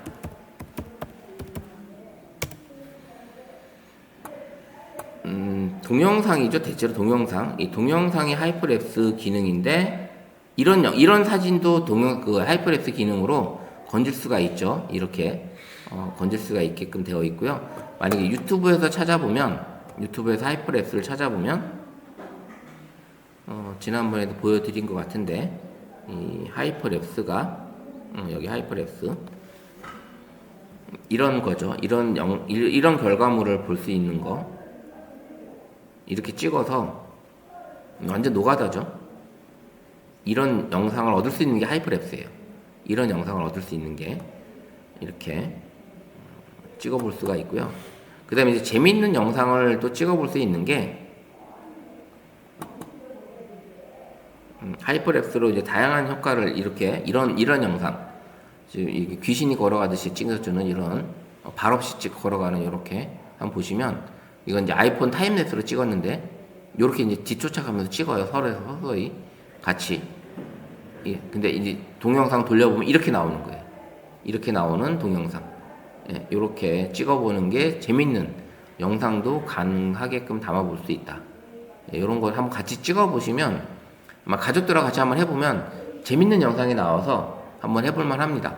만약에 우리 반봉석 선생님이 우리 손주하고 같이 이렇게 한번 찍어보면 아마 재밌는 사진 영상이 나올 것 같아요. 이렇게 찍어보는 거. 무슨 애가 뭐 찍는 건지 모르겠다고 했다가 나중에 영상 보면 재밌어 하는 이런 영상이 될 수도 있습니다. 그래서 이렇게 하이퍼렉스 사진, 이런 영상, 그 다음에 해 뜨는 사진, 이런 거. 해 지는 사진이네, 이거는. 해 지는 사진. 바다가 움직이고, 지나가고, 해 지는. 이거 오랫동안 들고 있어야 되기 때문에 거의 삼각대를 들고 놓고 찍어야지만 이게 장시간 찍어야 됩니다. 이건 장시간. 그래서 보통 오토로 놓고 찍을 때도 20초를 찍었을 때 플레이 되는 시간은 1초예요. 플레이 되는 시간 1초. 그리고 그 밤하늘의 별의 궤적 같은 거 찍을 때도 밤하늘의 별의 궤적을 찍을 때는 우리가 이제 30배속을 찍는데 300배속을 찍는데 그럴 때는 30초에 1초가 됩니다. 그래서 15분의 1초 그렇게 나오기 때문에 이런 사진 영상을 찍고 싶을 때는 30분 동안 찍으면 2초가 나와요. 그게 15분의 1초라는 거죠. 이렇게 찍는 기능이 나오기 때문에 300배속으로 찍는 거라 이게 가능한 거예요. 이게 갤럭시 폰에서는 이게 가능하다. 타임랩스 아이폰에서도 이게 기능이 있으니까 이런 영상은 우리 여름에 이제 어떤 시골이나 이게 빛이 없는 곳에 놀러 가셨을 때, 여행 가셨을 때 한번 삼각대에다 받쳐놓고 한 2-3시간 정도 해보면 이런 아주 엄청난 영상을 담아볼 수가 있습니다. 이런 엄청난 영상을. 이거 찍어보면, 막상 돌려보면, 진짜 재밌어요. 재밌고 되게, 뭔가 색다른 영상이 담기다 보니까 좀 더, 다르지 않을까라는 걸 보게 됩니다. 자, 이렇게, 우리 스마트폰 안에는, 진짜 다양한 기능들이 들어있고요. 이런 것들을, AI 기능들이 들어가면서 많은 것들을 해볼 수가 있습니다. 자, 이제, 이 갤럭시 폰에는 이 갤러리에 AI 기능들이 많이 들어있는 걸 아시죠? 이 AI 기능들이 들어있는데 이 포토 에디터라는 기능이거든요. 이 아이폰에는 이런 기능까지 같이 들어있지는 않지만 이 갤럭시 폰에는 이 포토 에디터 안에 다양한 AI 기능들이 들어있습니다. 다양한 AI 기능들이 들어있고요. 그래서 이런 AI 기능들을 활용해서 내가 뭔가를 작업을 해볼 수가 있고요. 그 다음에 내가 찍은 데이터들을 이제 잘못 찍었다, 잘 찍었다 이런 것들을 만약에 이제 제가 촬영을 바깥에 한번 해보고 여기 이제 저 멀리 있는 사진을 하나 제가 찍어볼게요. 찍어보고 이렇게 찍었을 때 찍었습니다. 그러면 이 사진을 갤러리에서 열어보게 되면 이 사진을 이제 상단을 위로 올리게 되면 이렇게 정보들이 다 나오죠. 이런 정보들이 나오고요. 그 다음에 이제 얘가 AI 기능으로 이렇게 빛 반사도 지울 수 있고요. 장시간 노출하는 이런 사진도 담을 수가 있고요. 이거 한번 볼까요? 장시간 노출 사진이 어떻게 되는지. 자, 이렇게 해놓으면 얘가 이런 사진으로 지금 찍어준대요. 영상으로 지금 담아주는 거예요. 영상으로.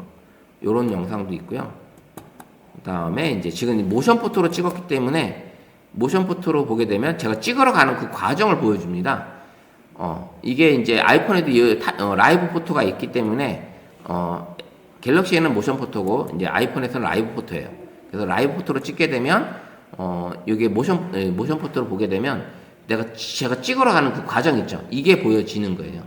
이렇게 지금 이제 모션 포토를 제가 켜놓고 찍어가지고 다시 한번 꺼놓고 한번 해볼게요.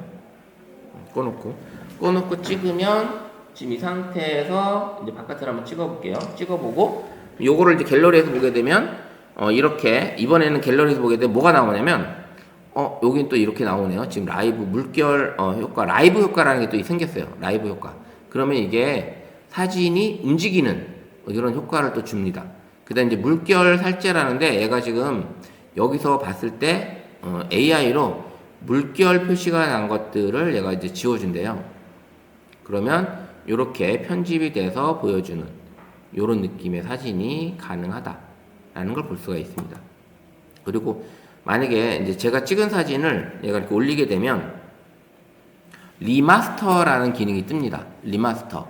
리마스터가 AI로 사진을 보정을 해주는 기능입니다. AI로.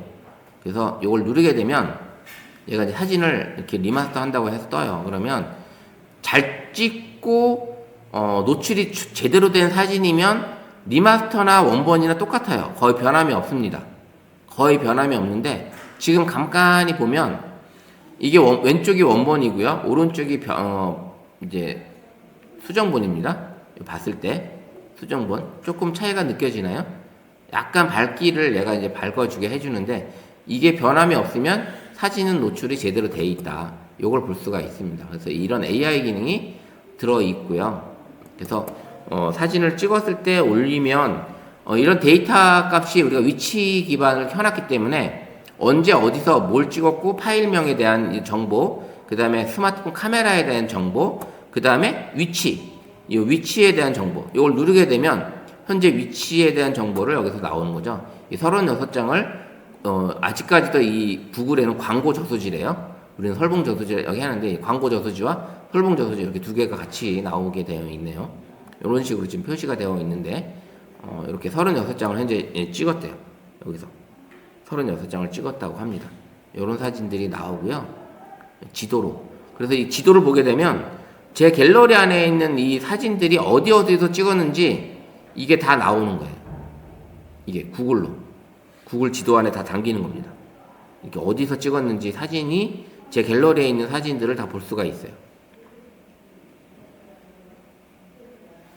이런 기능들이 들어있고요.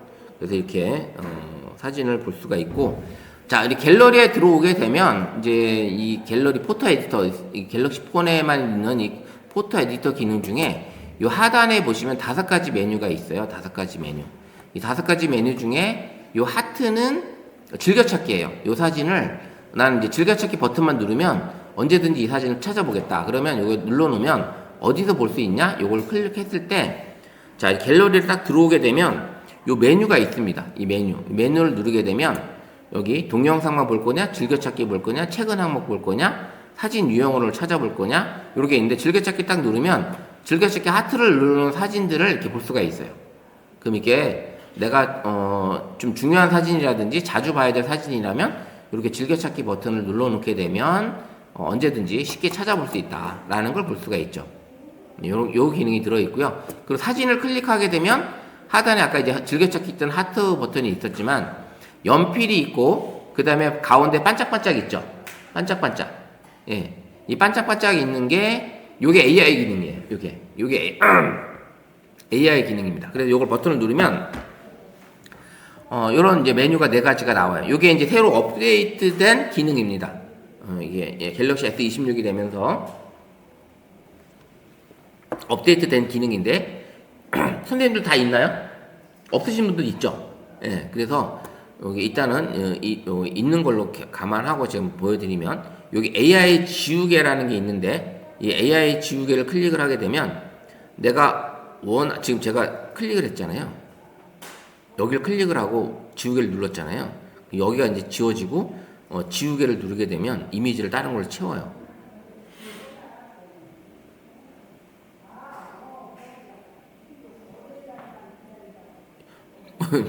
호수가 지금 풀숲으로 바뀌었습니다. 호수가 이렇게 지금 바뀔 수가 있고요. 이렇게 해서 내가 만약에 이렇게 해서 이걸 지우고 싶다, 이렇게 지우고 선택하게 되면 얘가 이렇게 선택을 해요. 그러면 지우개 누르면 얘가 이 이미지를 지우고 다른 걸로 채웁니다. 네. 그러면 이제 사진을 찍었잖아요. 우리가 사진을 찍고서 만약에 여기서 이렇게 찍었는데 이 사진을 이제 AI를 누르고 이분을 지우고 싶은 거야. 아니면 여기 뒤에 있는 사람을 지우고 싶어요. 그럼 이렇게 클릭을 해서 이렇게 지우면 얘가 AI가 선택을 하죠. 이거 선택을 하고 지우개 누르면 지금 너무 작은가 봐요. 너무 작아서 얘가 지금 하다가 말았어요. 자, 영역을 추가해서 여기 있는 사람은 지우고 없앨 거예요. 여기 나왔죠. 지워져. 예전에는 이 전선줄 같은 게 하는 게 되게 어려웠는데 지금은 전선줄도 잘 지워줍니다.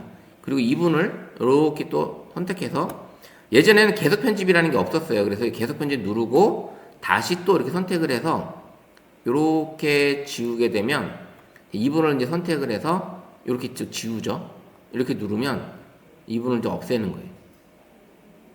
그러면 이 배경 영역과 유사하게 딱 만들어 줘 버립니다. 그래서 이런 AI 지우개 기능이 들어있다. 예, 깔끔하게 지워졌죠? 깔끔하게. AI 기능이 들어있고요. AI 기능이 들어있고, 그 다음에 내가 이동하려는 어떤 그런, 자르기죠, 일종의 자르기입니다, 이것도. 자르기를 해서 어떤 그런 것들을 할 수가 있는데, 이동을 해서 하는 기능이 들어있고요. 그 다음에 이제 만들기가 있는데, 내가 여기다가 뭘 추가하고 싶은 거예요. 여기다가 AI로 뭔가 추가하고 싶어. 그러면, 요렇게 제가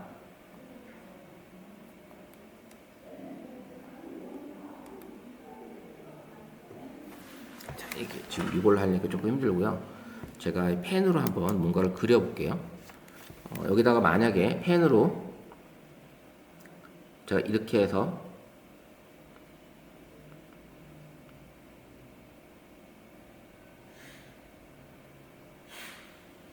뭔가를 그렸을 때 이거 예술적 감각으로 뭔가를 만들어준대요. 이 스케치는 해줄 수가 없대요. 잠깐만요. 조금 더 디테일하게 그려볼게요. 이렇게 해서 만약에 여기다가 제가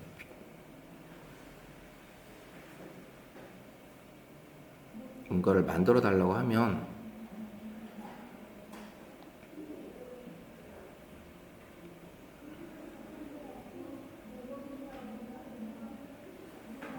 뭐가 나타났죠?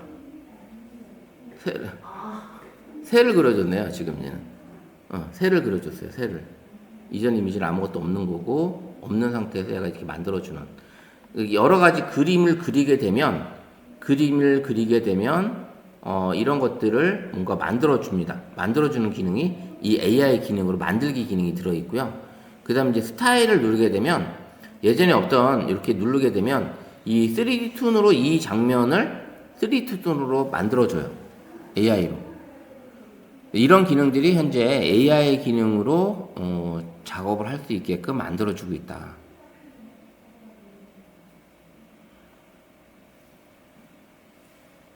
약간 이제 3D 툰 나오는데 조금 표현이 여기 좀 바뀌죠? 조금.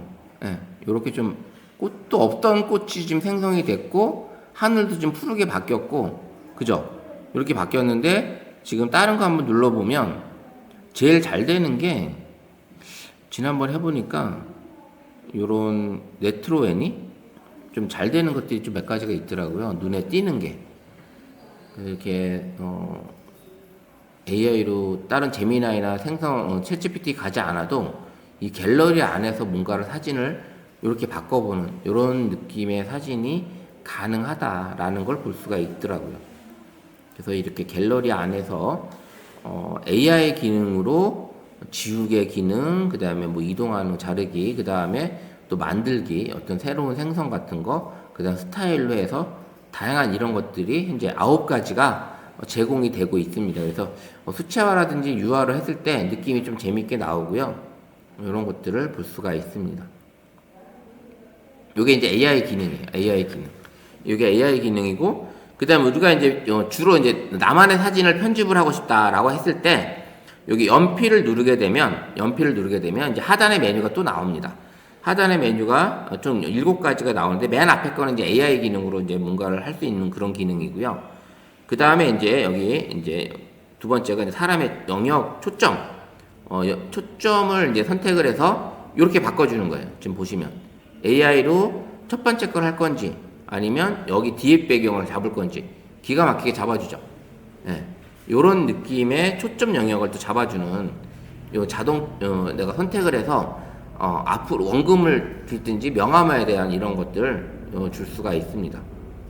요런 기능들이 첫 번째 메뉴에 들어있고요. 그 다음에 이제 자르기로 했을 때 내가 이제 원하는 스타일대로 좌우 반전도 있고요. 그 다음에 회전도 있고요. 그 다음에 이제 화면 크기도 이제 조절할 수 있고요. 그 다음에 이제 기울기를 내가 조절할 수가 있습니다. 이렇게 기울기를. 그래서 내가 사진을 찍은 거를 선생님들이 찍은 사진을 가지고 나중에 이 3분할 선, 여기도 3분할 선이 나오죠. 지금 보시면 까만 선이 보이잖아요. 3분할 선이. 여기에 맞게끔 트리밍을 하시면 돼요. 내가 원하는 대로 이렇게 트리밍을 한다든지 내가 원하는 대로 트리밍을 하시면 이게 사진 편집을 에디터에서 이렇게 해주시면 돼요. 자르게 해서. 그래서 요 사진 분할에 맞게끔 정사각형을 쓰고 싶다, 이렇게 하고 싶다, 요렇게 자르기 기능으로 선생님 원하시는 방향대로 작업을 하시면 됩니다. 회전도 가능하고요. 그래서 좌우 반전이 필요하면 좌우 반전 눌러도 되고, 요런 기능들이 여기 들어있고요. 그 다음에 이제 세 번째, 동그라미 3개가 있는 요 기능이 있어요. 동그라미 3개 있는 거. 요거. 요 동그라미 3개. 선택을 하면 이제 노란색으로 바뀌잖아요. 동그라미 3개가 바로 필터예요, 필터. 이 아이폰은 가장 이제 좀 이쁘게 사진이 나오긴 하는데, 여기서 이제 필터를 선택을 하게 되면 요렇게, 색감이 좀 달라지죠. 네, 요런 느낌으로 필터의 색감을 주면서 줄 수가 있는 사진을 좀 더 나만의 느낌의 사진으로 바꿀 수가 있어요. 이게 흑백도 가능하고요. 흑백 사진도. 그래서 이렇게 바꿀 수 있는 게 바로 이 필터입니다. 그리고 맨 끝으로 가게 되면 화살표가 있는데, 이 화살표를 누르게 되면 필터를 추가로 다운을 받을 수가 있어요. 이 360이라든지 이 무료로 써져 있는 건 다 다운 받으셔도 돼요. 그러면 아까 그 화살표 앞으로 다 새롭게 등록이 됩니다. 그래서 이 무료로 되어 있는 거 다 받으셔도 되고요. 언제든지 이게 받으시면 바로 이 카메라 여기 맨 마지막 뒤로 다운받은 필터가 들어옵니다. 그 다음에 여기 보시면 이제 원본이잖아요. 원본인데 내가 나만의 필터를 만들 수가 있어요. 플러스 눌러서 선생님이 나는 이 필터가 가장 좋아. 나는 이 필터가 좋아. 그럼 이 필터를 다 선택하게 되면 이 사진에 이 느낌이 적용되는 필터가 되는 거예요. 네, 이게 이렇게 적용이 되는 필터를, 이게 원본인데 얘 필터를 적용해서 느낌이 달라지죠. 이렇게 아니 이 느낌이다. 그럼 이게 또 달라지고 요렇게 느낌을 하겠다. 요런 느낌을 하겠다. 그럼 요런 필터가 작아지는데 만들기를 누르게 되면 얘가 이제 필터로 들어가는 거죠. 이름도 바꿔서 나만의 필터로 쓸 수가 있습니다. 그래서 이런 필터를 또 적용해서 내가 찍은 사진 중에 이 사진이 제일 이쁘네, 이런 색감도 좋고, 이런 것들이 어떤 장소에 갔을 때 되게 이쁘게 나온 사진이 요 느낌의 좀 쓰고 싶어, 이 느낌의 사진을 계속 쓰고 싶어, 그러면 그걸 등록해서 쓸 수가 있다라는 거죠. 그게 이제 필터 등록도 가능하다. 필터 등록하는 게 있고, 그 다음에 이제 가장 많이 쓰는 건 요게 이제 색감 조정이에요. 색감 조정. 해 있는 거. 요 해를 누르게 되면 총 몇 가지의 하나, 둘, 셋, 넷, 다섯, 여섯, 일곱, 여덟, 아홉, 총 11가지. 11가지의 색감 조절하는 기능이 들어 있습니다. 색감 조정. 물론 여기 오토가 있어서 AI로 얘가 알아서 잡아주는 기능도 있긴 하지만, 오토를 누르지 않고 이 색감 조정은 어떻게 보면 다 주관적이에요. 주관적.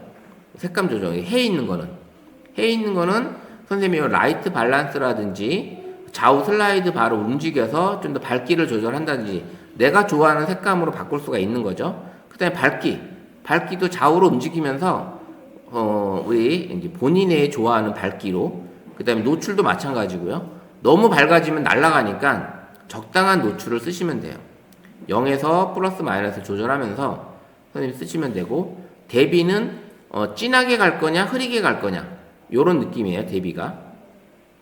그 다음에 이제 하이라이트, 하얀 데는 더 하얘지고 어두운 데는 더 어두워지는 이런 느낌으로 이 하이라이트 조정이 가능합니다. 그 다음에 이제 그림자도 줄 수 있고요. 그림자를 지울 거냐 뺄 거냐 할 거냐 말 거냐 요거. 그 다음에 이제 채도는 더하면 노래지고요. 마이너스로 가면은 흑백으로 바뀌는 게 채도예요. 더하기 플러스로 가게 되면 노란기가 더 많이 들어가고, 그 다음에 마이너스로 가게 되면 흑백 사진이 되는 게 채도다. 요것도 아까 이제 필터에서 흑백 사진을 만들 수도 있는데 채도를 통해서 내가 흑백 사진으로 변경이 가능하다. 그 다음에 틴트는 플러스 마이너스를 통해서 조금 부드러운 색감을 정해주는 게 이제 틴트 색감입니다. 좀 부드럽게 갈 거냐 색감을, 요런 게 있고요. 그 다음에 온도계는 색온도예요. 색온도. 이 색온도는 플러스로 가게 되면 노랗게 돼서 따뜻한 느낌을 받는 거고요. 마이너스로 가게 되면 파랗게 돼서 차가운 느낌을 받는 거예요.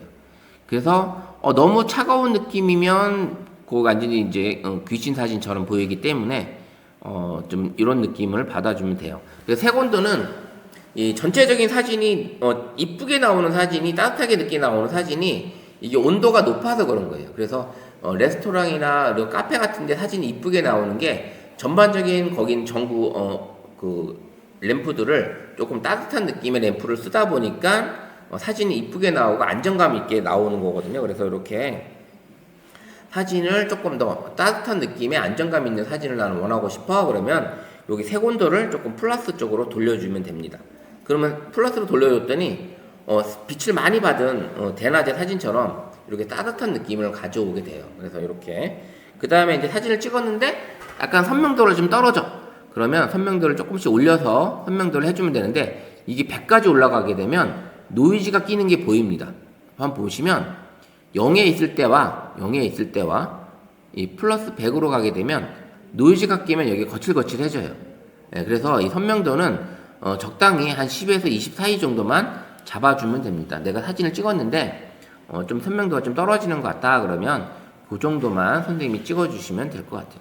마지막에 명료도는 움직여보면 사진이 진해지고 흐려지는 이런 느낌을 보여주는데 이것도 적당히 선생님이 봤을 때 요 정도면 되겠다라는 거기 때문에 이 사진 수정하는 거는 이 색감 조정하는 이 조절 여기에 있는 총 11개의 단계에 있는 기능들은 뭐라고 하면 정답은 없어요. 이 사용하는 거는 정답이 없고 선생님들만의 느낌을 여기다가 사진에다가 실어준다고 생각하시면 됩니다. 사진에다가 실어주는 느낌. 그래서 이 원하는 느낌의 색감을 써주시면 상당히 나름 다른 사진이 되겠죠. 지금 이 사진이었는데 색감을 조절해서 여기 조절해서 이 태양빛으로 가서 선생님 내가 원하는 빛을 한번 슬슬 만져보시면 이렇게 라이트 밸런스 밝기 살짝 올리고 노출 살짝 조금 주고 대비 좀 진하게 좀 주고 그 다음에 하이라이트 그 다음에 그림자도 조금 주고 섀도우 살짝 노랗게 갈게요. 그럼 요렇게 가고 틴트 좀 주면서 색온도 살짝 올리고 선명도 올리고 그다음에 명료도 살짝 올렸을 때 요렇게 해서 제가 다른 사진으로 저장해 볼게요. 그러면 원본과 요 사진을 비교했을 때 요게 수정본이고요. 요게 원본이에요. 어느 게 더 나아요? 네, 수정본이 훨씬 낫잖아요. 이렇게 사진을 살리는 거예요. 내가 그냥 찍었던 사진이 이렇게 어둡게 나온 사진이 요것도 찍을 땐 되게 이뻤는데 막상 사진을 수정하니까 이게 빛을 제대로 받은 사진처럼 보이잖아요. 그래서 되게 화사하게 느껴지니까 요렇게 수정하시는 거예요. 그래서 이 연필로 가장 많이 쓰는 게 요 해 이 모양인데 요거를 내가 주관적인 느낌으로 바꾸시면 돼요. 주관적인 느낌으로. 어떤 정답이 있는 게 아니라 여기 오토로 한번 놔볼게요. 오토로 놨을 때 오토로 놓게 되면 조금 달라지는데 마음에 안 들죠. 오토도 이게 AI가 해줘도 마음에 안 들어요. 이게 그러면 본인의 느낌대로 조절하는 거예요. 본인의 느낌대로 조절하니까 태양이 살짝 빛이 들어오니까 너무 이쁘잖아요. 이런 느낌으로 조절해 주시면 사진이 완전히 살아난다. 그리고 이제 이 원본 그대로 쓸 수 있고 그 다음에 요 해 느낌 이제 아시겠죠? 수정하는 거 요걸 이제 쓰시면 되고 아이폰 같은 경우는 이제 자체적으로 이게 들어있질 않아서 다른 앱을 쓰시면 이런 기능들이 들어 있습니다. 아니면 이제 라이트룸을 쓰시면 돼요. 라이트룸을 무료로 쓰게 되면 어도비사의 라이트룸 같은 경우는 무료로 쓸 수 있게끔 열려 있어서 좀 그게 사용이 가능하니까 라이트룸 앱을 다운받아서 설치해 놓고 쓰시면 요 기능을 좀 쓸 수 있고요. 프로 기능도 쓸 수 있습니다. 자, 그 다음에 요 이모티콘 이모지 있는 거는 내 사진에 이런 그리기도 가능하고요. 그 다음에 스티커도 붙일 수가 있어요. 스티커. 그래서 이런 하트나 이런 것들을 내가 사진에 넣어서 이렇게 붙일 수 있는 게 이 스티커 기능입니다. 스티커 기능. 그 다음에 글씨, 텍스트도 넣어줄 수 있어요. 텍스트를 넣어서 이 사진에 대한 설명을 내가 넣어줄 수가 있는 거죠. 그래서 폰트는 많이 적용되지 않지만 폰트도 좀 써서 내가 쓰게 되면 여기다가 자 이렇게 쓰고 색감 넣어주고 그 다음에 이렇게 글씨 넣어주고 이렇게 선택을 해보면서 하나씩 바꿔보는 거죠. 이렇게 그 다음에 색상을 바꿔보고요. 색상도 바꿔보고, 그 다음에 테두리 색상, 이렇게 바탕으로 넣을 거냐, 바탕 흐리게 할 거냐, 아니면 그냥 색상만, 그림자를 줄 거냐, 아니면 그냥 원래대로 쓸 거냐. 요렇게 선택을 하시면서, 색상을 바꿔볼 수 있겠죠. 요렇게 바꿔주고, 내리면 요걸 요렇게 끌고 와서, 이렇게 자막을 넣어줄 수가 있겠죠. 솔봉호수. 여기 필요 없으면 이건 지우고. 이런 식으로 써주면 훨씬 더 예쁜 사진이 될 겁니다. 이렇게.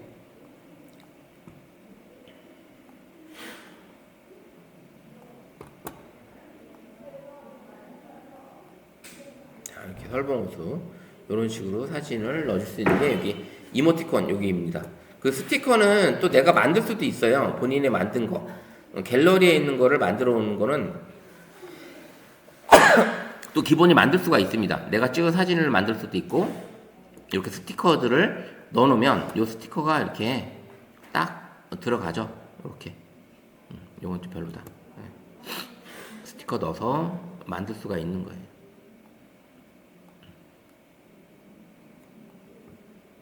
요런 스티커. 요 스티커 만드는 방법은 우리가 사진을 찍잖아요. 사진을 찍으면 이런 스티커도 이렇게 만들 수가 있는데, 기존에 만들어져 있는 것도 쓸 수 있지만, 내가 찍은 갤러리에 있는 사진을 가지고 이게 스티커 저장이 가능합니다. 그럼 이거는 이제 갤럭시 폰에서 이제 특화된 기능이긴 한데, 갤러리에서 사진을 내가 하나 불러오면 스티커 만드는 방법은, 자, 여기 아까 이제 그 세 분이 있었잖아요. 이 세 분 중에, 자, 이분을 스티커로 쓰고 싶은 거야, 이분을. 그러면 여기서 화면을 아이고, 잠깐만요. 뭘 건드리고 있네.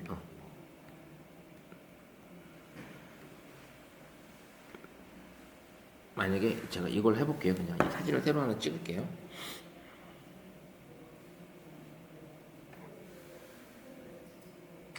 찍고 갤러리에서, 자, 이 갤러리에서 이 컵을 스티커로 쓰고 싶은 거예요. 그러면 얘를 꾹 누르면 이게 나옵니다.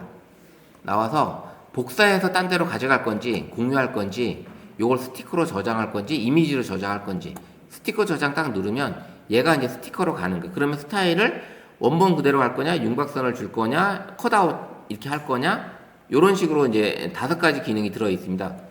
윤곽선을 주면 이렇게 나오는 거고, 컷아웃을 하면은 우리 이제 그 굿즈 같은 거 만들 때 이렇게 컷아웃해서 나오잖아요. 그 등신대 같은 거 이렇게 넣고 완료 누르면 스티커에 이렇게 저장이 되는 거예요. 그러면 아까 우리 편집할 때 요 스티커로 가서 요 스티커를 딱 누르면 지금 방금 갤러리에 들어있는 요 컵이 여기 딱 들어오는 거죠. 요렇게 선생님 가리고 또 복사해서 또 다시 하나 더 여기 이렇게 가리고 할 수가 있는 거죠.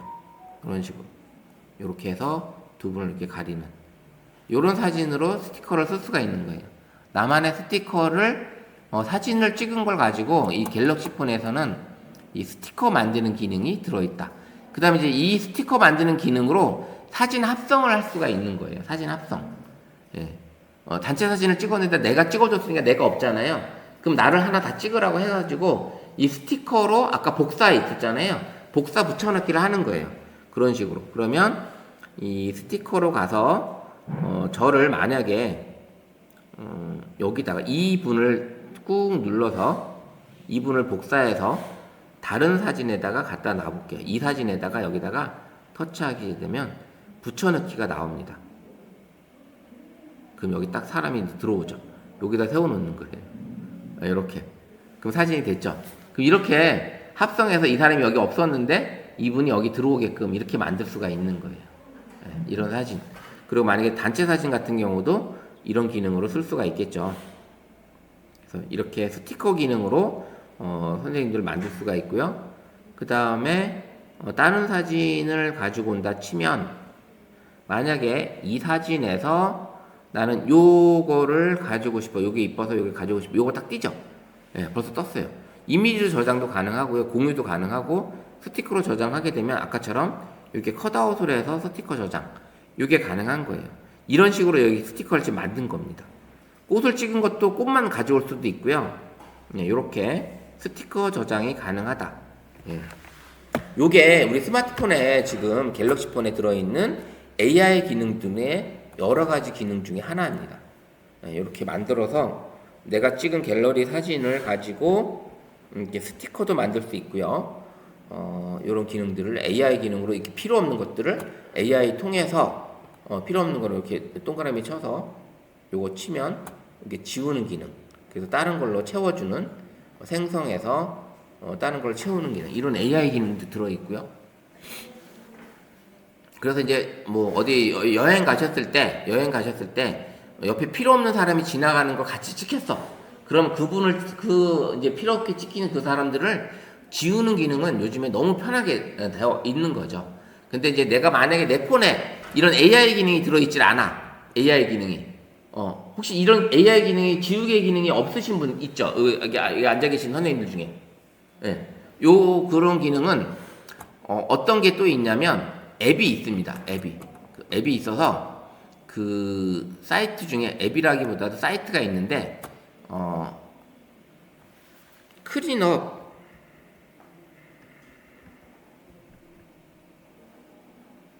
픽처스라는 사이트가 있어요. 클린업 픽처스 사이트. 얘가 이제 리무브 지우기도 하고요. 요런 이미지를 올려서 이렇게 지우개 기능이 들어 있습니다. 클린업 픽처스라는 사이트로 가시게 되면 요걸 내가 선택을 딱 하잖아요. 그러면 내가 이렇게 지우개로 브러쉬 굵기 조정해서 요렇게 지우면 클린 딱 누르면 얘가 이렇게 지워져요. 지워졌죠. 이렇게 지우고 클린. 그럼 얘가 지워집니다. 이거 무료 사이트이기 때문에 요거를 쓸 수가 있어요. 그래서 선생님들이 클린업 픽처스라는 사이트가 있어요. 클린업 픽처스. 여기 클린업 픽처스. 그러면 이렇게 지우개 기능으로 AI 지우개 기능을 쓸 수 있는 게 이 사이트도 삼성이 만든 거예요. 삼성 거예요. 삼성 거. 그래서 클린업 픽처스라는 사이트가 있어서 선생님들이 이렇게 지우개 기능으로 사용하셔도 된다. 예, 이런 기능들이 스마트폰에 아이폰이나 사이트 연결하시면 이게 가능하다라는 거. 없으신 기능이 AI 기능이 없으신 분들은 요 클린업 픽처스 기능을 쓰셔도 나름 괜찮다. 이런 게 기능이 있다라는 걸 아시면 될 것 같습니다.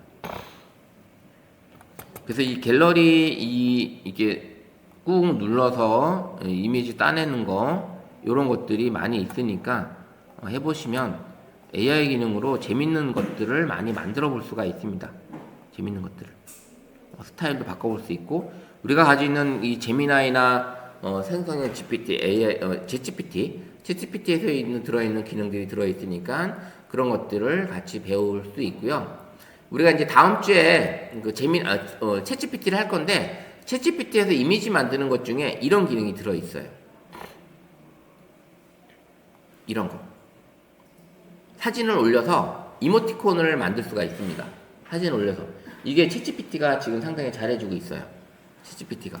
그래서 이런 기능들을 다음 주에 한번 같이 이미지 생성해서 만들어 보는 걸로 한번 해보도록 할게요.